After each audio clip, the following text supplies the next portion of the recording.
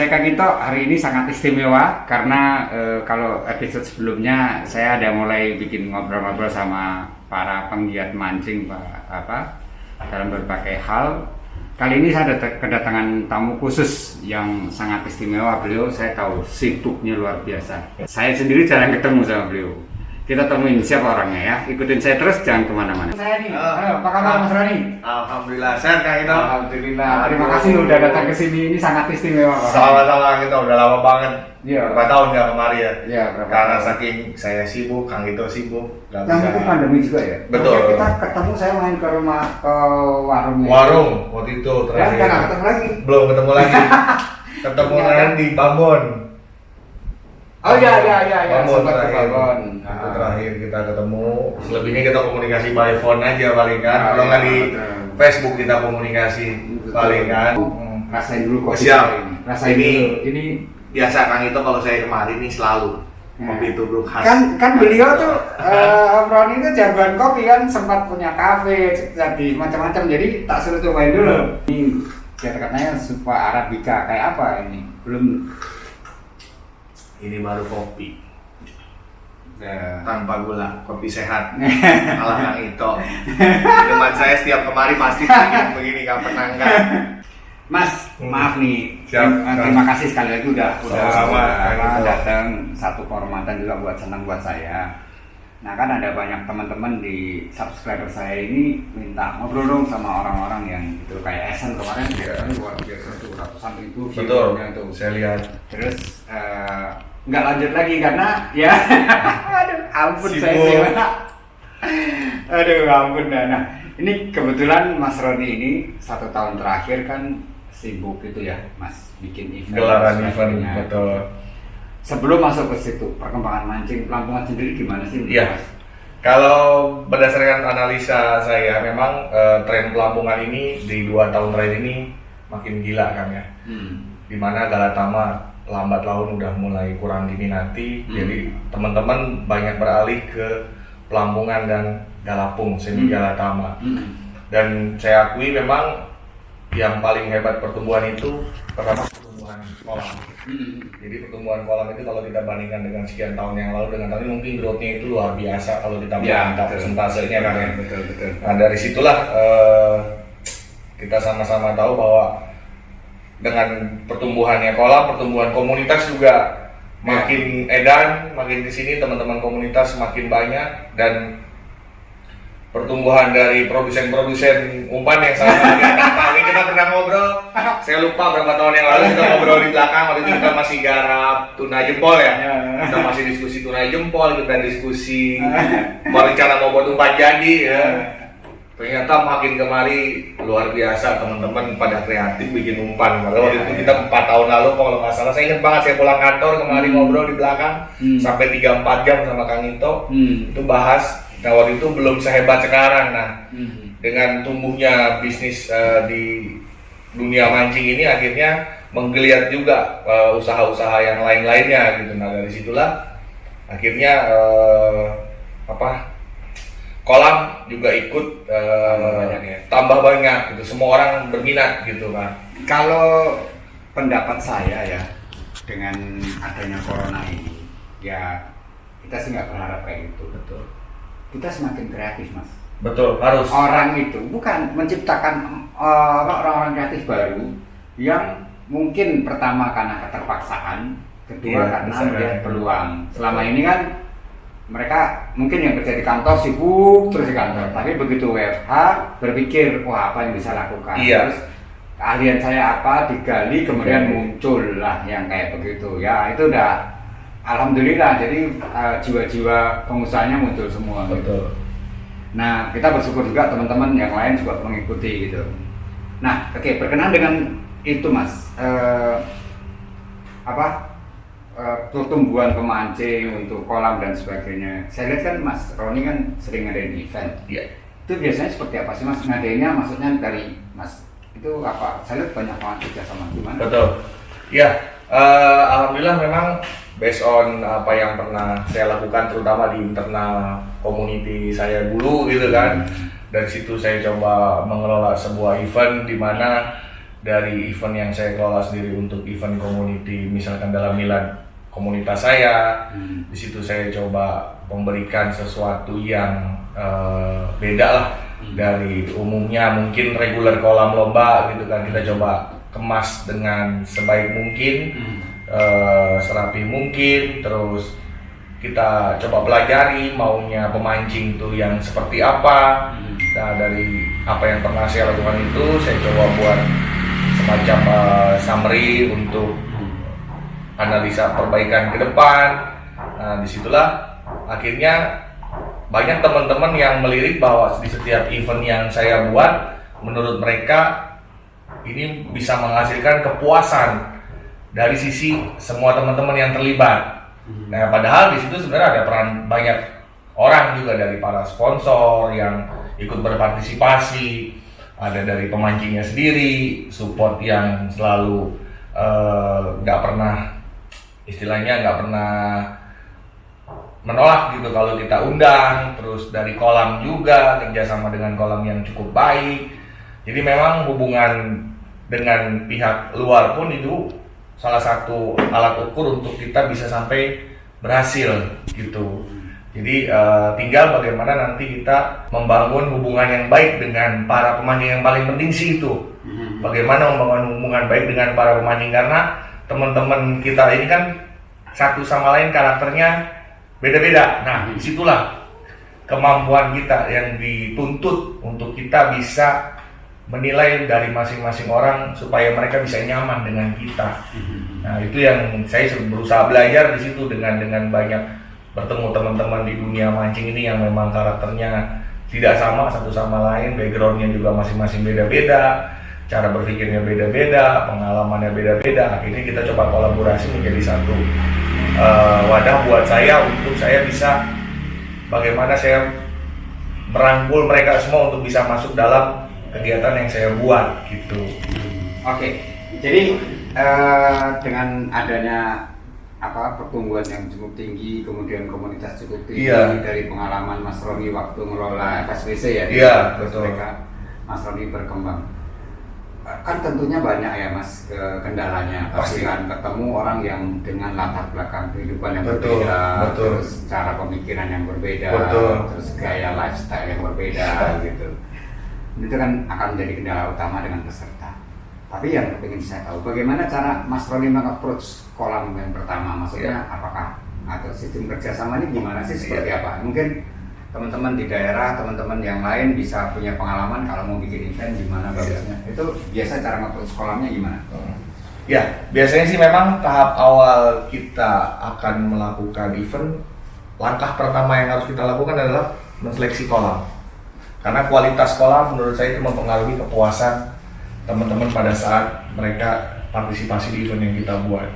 Nah, begitu kita sudah mendapatkan satu kolam yang menurut kita recommended untuk kita gelar event di kolam tersebut, pasti kita akan ada semacam meeting kecil lah dengan pengelola, di mana kita di situ ada semacam negosiasi, pastinya harga ikan, operasional mereka, bagaimana yang menjadi kewajiban kita terhadap mereka, terus juga sistem nanti pada saat pelaksanaan lomba, pola penurunan ikan, kualitas air, itu nanti kita pelajari bersama-sama. Jadi langkah awal memang kalau teman-teman ingin buat event, menurut saya seleksi kolam yang pertama yang sangat recommended, dan akhirnya teman-teman yang ikut partisipasi bisa puas pada saat kita gelar event di kolam tersebut, karena kepuasan itulah yang akan bisa membuat teman-teman kita yang ikut loyal untuk mengikuti event-event kita berikutnya. Yang kedua, kita langsung juga berbicara langsung dengan pihak pengelola. Di situ kita keterbukaan sama mereka bahwa event yang kita gelar ini bukannya profit oriented, pasti ada profit. Pasti ada profit, nggak mungkin yang namanya buat event nggak ada profit, karena kita kan butuh operasional. Operasional kita itu kan banyak sekali yang harus kita coba amankan gitu kan ya. Jadi pasti ada profit, tapi tinggal bagaimana kita mengelolanya itu. Nah, kalau kami kebiasaan membuat, profit itu bukan yang pertama, tapi kepuasan yang pertama. Kepuasan untuk teman-teman pemancing dalam hal hadiah maupun dalam hal ikan yang kita tebar. Karena teman-teman pasti akan udah bisa berhitung antara tiket, ikan yang akan diturunkan, terus hadiah yang akan kita berikan. Itu kan sekarang semua orang udah Bisa ngitung ya? bisa ngitung, tahu sendiri. Jadi kalau kita sampai dalam tanda kutip melakukan manipulasi udah tidak mungkin. Jadi kita memang keterbukaan, makanya akhirnya kita mesti bicara dengan pengelola bahwa dia boleh ambil profit karena memang dia pemilik kolam dan dia harus, karena dia harus ada biaya operasional, kita paham itu. Tapi setidaknya dengan event yang kita buat secara tidak langsung mereka akan mendapatkan benefit lebih. Yang pertama, promosi kolam. Ya pasti itu ya. Begitu kolam itu dipakai sama event besar, di mana banyak teman-teman komunitas dari antar kota, antar provinsi yang hadir, di situ tercipta kepuasan, dibantu dengan teman-teman media yang mengekspos, baik dari media YouTube, media online, maupun dari media kita sendiri yang kita kelola, Facebook dan lain-lain. Maka kolam itu akan menjadi kolam pilihan ke depannya gitu. Jadi umumnya para pengelola kolam begitu kita ajak diskusi bahwa arahnya buat kedepannya seperti ini, mereka akan mengerti, di mana mereka akan memberikan kompensasi harga yang beda dari umumnya. Oh, jadi Gitu. dapat special price. Dapat ya? special price, itu yang kita harapkan. Special price ini arahnya ya seperti yang tadi saya bilang, bagaimana kita bisa akhirnya memberikan ikan yang lebih banyak Ya untuk pemancingnya. untuk ya. pemancingnya. Jadi balik lagi buat Sendiri. kepuasan tersendiri, gitu kan. Jadi memang kesulitannya juga ada dengan kadang ada pengelola kolam yang dia strike, nggak mau, kita mau begini ya. Itu yang agak sulit yang begitu tuh. Ya, saya dengar ada beberapa kolam. Ada. Itu yang akhirnya kita harus bagaimana memutar otak lagi kalau kita ketemu dengan teman-teman pengelola kolam yang memang cara berpikirnya belum sejalan dengan kita. Bukan dia nggak mau, belum sejalan. Ada aja kan pasti. Kendalanya sih itu aja kalau untuk dengan teman-teman pengelola kolam. Ya, oke. Itu tadi baru dengan pengelola kolam. Masih banyak kulikan yang lain. Jangan kemana-mana, ikutin saya terus. Nah, tadi sudah Mas Roni udah banyak cerita. Kita sambil nikmatin kopi. Ini kopi Arabica enak banget tau. Lintong Aceh. Ketemu yang ahli kopi baru bisa komen dia kayak apa kopinya. Dia bisa tanya berapa gram dan sebagainya. Itu udah jago banget. Ya, Mas Roni, kita lanjut lagi. Ya. Kalau tadi kan sudah pendekatan dengan kolam, pendekatan dengan peserta, belum nanti kita bicara masih ada. Sekarang masih dengan keadaan dengan peserta, Mas. Bagaimana menghadapi orang yang kadang-kadang mohon maaf pelin-pelan ya agak bayar apa enggak, atau bilang gampang last minute ya, atau bahkan datang tapi nggak bayar. Saya dengar cerita itu banyak. Banyak. Semua udah saya rasain. Itu gimana ceritanya? Ya. Kayak gitu. Ya memang namanya dunia kita ini kan yang tadi kita udah di awal kita bilang kan ya, dengan latar belakang Yang berbeda. karakter yang berbeda, pasti cara berpikir yang berbeda, tanggung jawab yang berbeda. Semua udah saya yang tadi Kang Ito bilang, semua saya sudah alami. Pertama, ketemu teman-teman yang memang pelin-pelan. Dalam artian adalah, ya saya ikut, saya daftar. Oke. Yang kedua, ya saya DP, nanti kita pasti ya. Yang ketiga, H-3, H-2, H-1 nggak konfirmasi, cancel. Yang keempat, ada lagi, begitu hari H, nanti ditransfer. Pasti ngalamin juga kan? Ditransfernya, saya ngerasain setiap event pasti ada. Saya enggak. Di transfer, oke, tapi selesai berjalannya waktu ya udah, karena lomba udah selesai, dengan urusan teman-teman kolam tidak ada masalah, acara ada hadiah udah selesai, saya anggap ya udahlah biarin. Nah itu, jadi memang buat teman-teman yang akan coba belajar juga buat event, pasti akan ketemu masalah yang seperti ini, dan menurut saya disitulah bagaimana nanti kita bisa bersikap dewasa pastinya terhadap teman-teman kita yang seperti itu karakternya, kita harus bisa memaklumi. Tapi balik lagi, kehati-hatian tetap harus ada, nggak bisa enggak. Kehati-hatian harus ada, karena resikonya di kita, panitia. Pasti ya. Peserta nggak mau tahu, penuh, hadiah harus full, ikan harus full. Apa yang kita janjikan harus kita realisasikan 100%. Kalau saya, antisipasi saya dari berkali-kali melakukan event, dan ini selalu terjadi. Dan tidak pernah bisa kita hindari karena kita menjaga hubungan dengan semua teman-teman. Pasti saya akan lebih seleksi lagi peserta yang akan saya akui sebagai peserta fix. Langkah pertama itu, Pak. Karena kita sudah punya pengalaman dengan si A, dengan si B, kita sudah tahu pasti namanya, yaitu akan jadi semacam alert buat kita untuk kita lebih berhati-hati kalau dia daftar. Gitu. Yang kedua, pasti juga ada hubungannya dengan ya mungkin ada rasa kalau di event dia rame terus, ada yang mau mengganggu, itu pasti ada kan?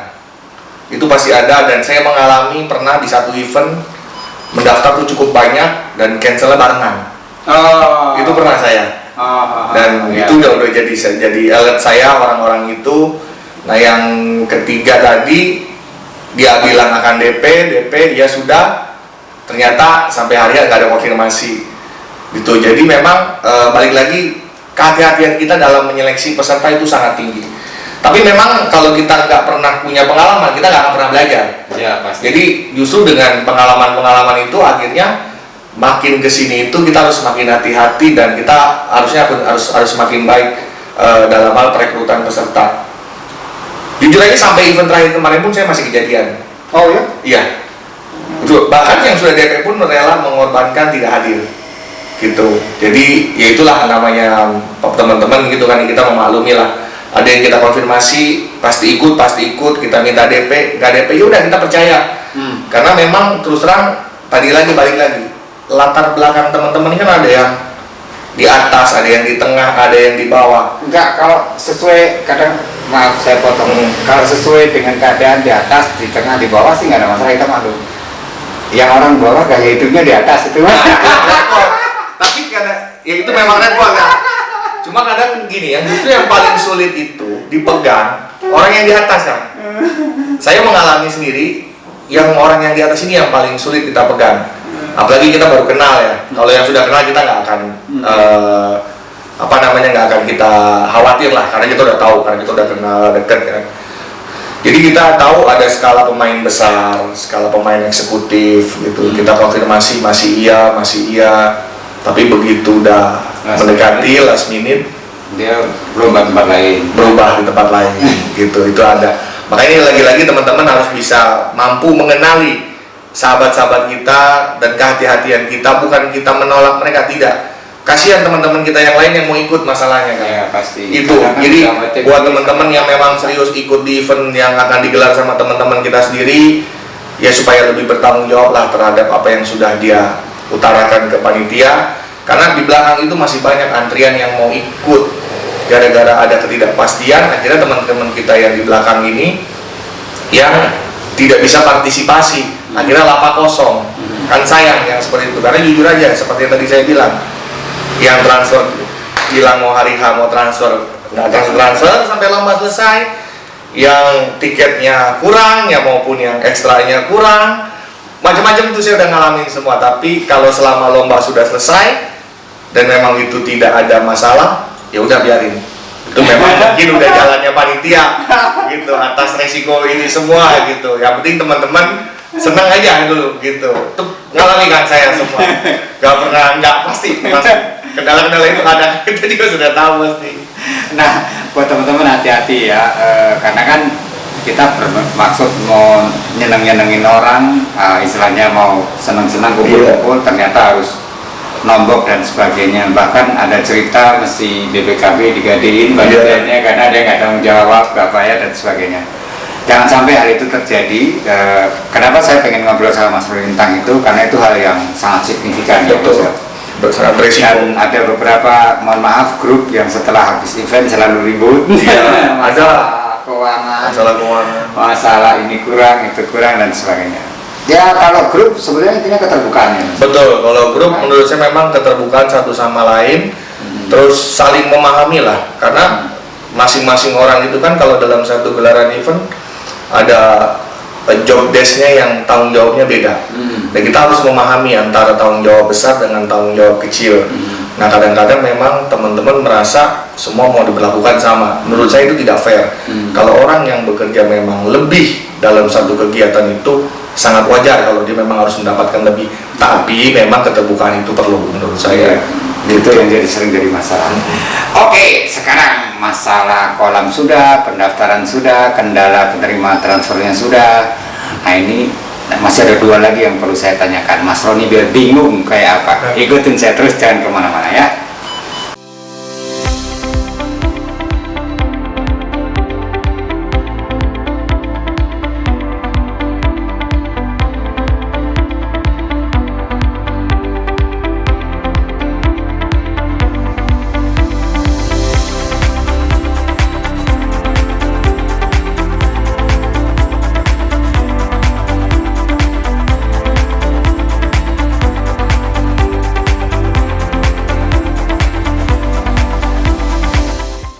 Makin seru obrolan kita. Sekarang udah jam 3 nih. Kita culik Mas Roni, gak ada acara kan, Mas? Bebas hari ini. Hari ini bebas. Free.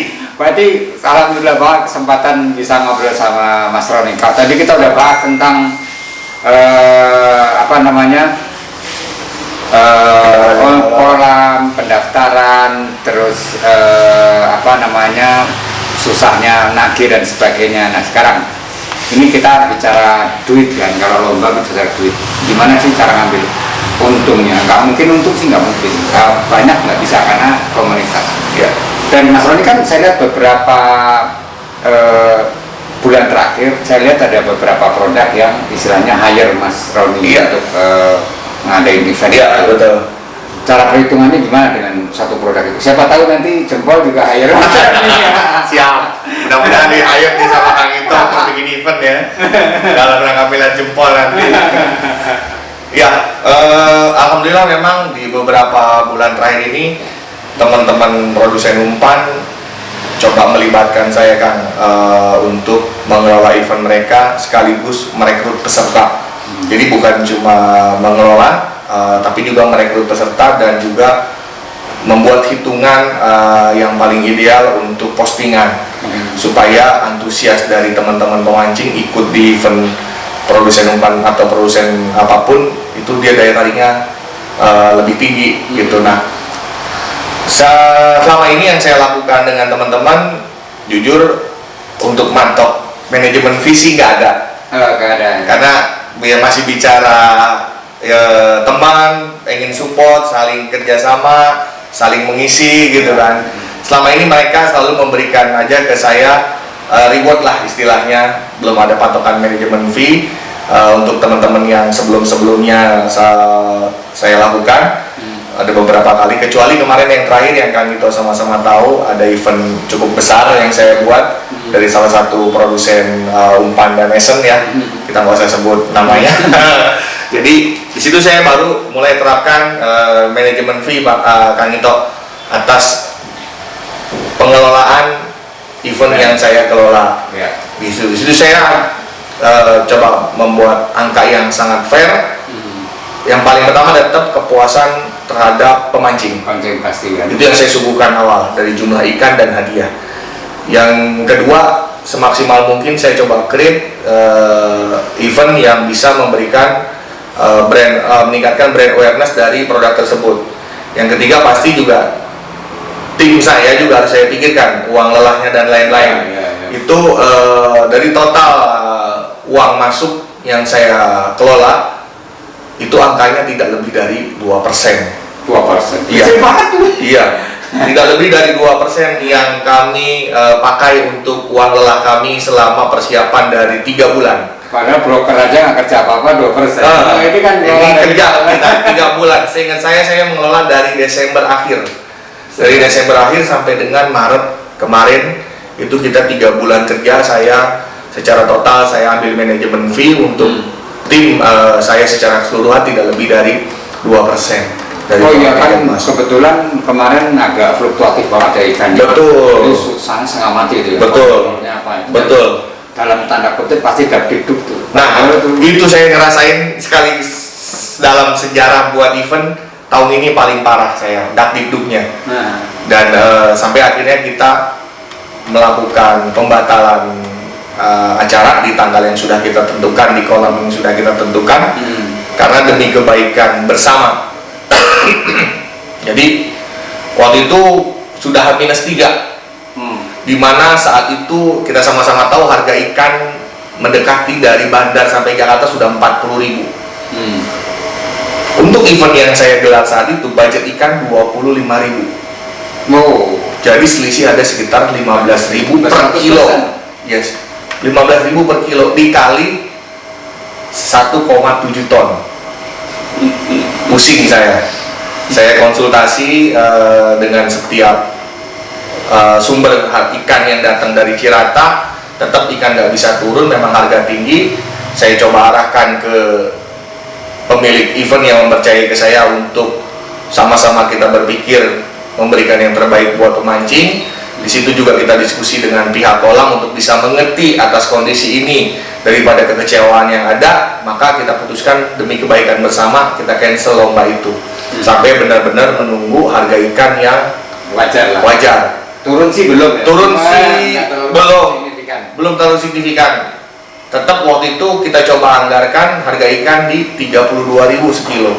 Tapi actual pas hari H harga ikan di 34.000 sampai dengan 35.000. Masih ada nombok 2 sampai dengan 3.000 yang rencana awal ikan di 1.700, mau tidak mau kita harus pangkas sebanyak 2 kintal. Dan itu kami informasikan keterbukaan perubahan jumlah ikan yang turun supaya tidak ada persepsi yang tidak terhadap panitia dari peserta. Jadi memang keterbukaan itu juga harus ada dengan seluruh peserta yang terlibat, gitu kan. Gila ikan memang kemarin itu. Waduh, ini satu pengalaman yang berharga nih buat saya sendiri dan mungkin teman-teman yang nyaksiin ini gitu kan, bagaimana sulitnya mengelola sebuah turnamen ya, sebetulnya turnamen kecil di kolam gitu. Dan alhamdulillah saya sudah lewatin ini. Udah duluan, saya banyak belajar dulu. 2016 ya. Zamannya Grand apa?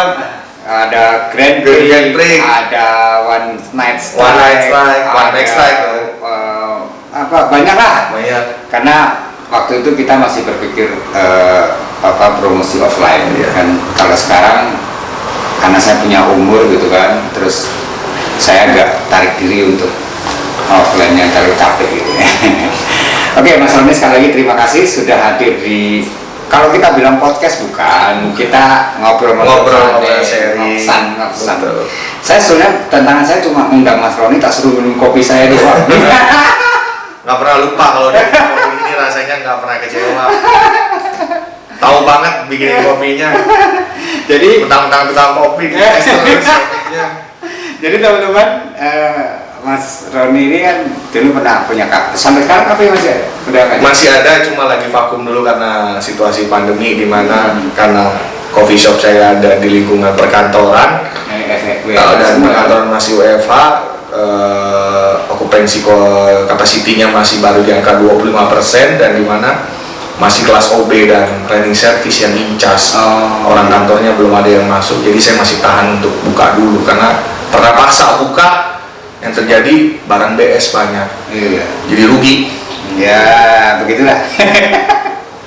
Ya, sekali lagi terima kasih buat Mas Roni sudah hadir di ini. Kemudian terima kasih juga sudah nyicipin kopi saya. Saya senang Mas Roni bisa ngomong gitu, saya senang. Buat teman-teman YouTuber yang hobi kopi, silahkan komen di bawah ini. Nah, dan tawarkan ke saya kalau ada merasa punya kopi yang otentik, yang agak antik, unik lah, agak unik. Nah, agak unik silahkan. Nanti saya pesen. Ini pecinta kopi soalnya kan. Saya tahu banget. Kalau kemari nggak pernah lepas dari yang namanya kopi. Saya selalu dapat kopi. Mas, terima kasih. Ya, sama-sama Kang Ito. Sehat terus buat kita semua. Bisnis barunya ya? Sekarang lagi jalanin bisnis baru. Alhamdulillah ada yang percaya mengelola satu perusahaan. Ya, berjuang di saat pandemi. Menurut saya ini suatu yang luar biasa. Kita harus bisa survive walaupun pandemi masih ada. Ya, alhamdulillah kalau pandemi jempol sendiri naik sampai. Nah, tadi udah ngobrol-ngobrol. Ternyata pandemi itu bukan satu masalah. Selama kita masih yakin, kreatif, itu adalah sumber penghasilan buat kita. Yang penting tetap semangat kan ya.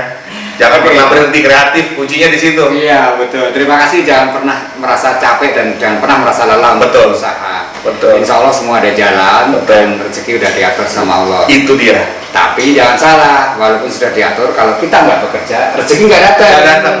kitanya lagi semua balik lagi. Harus yang benar-benar bergerak untuk bisa maju. Oke, dengan 4 jempol mancing jadi puas. Puas. Jari dan jempol tangan digoyang, mari kita gaspol berangkatin empang. Jari dan jempol tangan digoyang, umpannya nampol menuhin korang. Lempar di sini, lempar di sana sini, ikannya pada ngumpul. Narik di sini, narik di sana, joran melengkung digetak. Ahoy! Jari dan jempol tangan digoyang, pakai umpan jempol lo pasti senang. Umpan jempol emang nampol.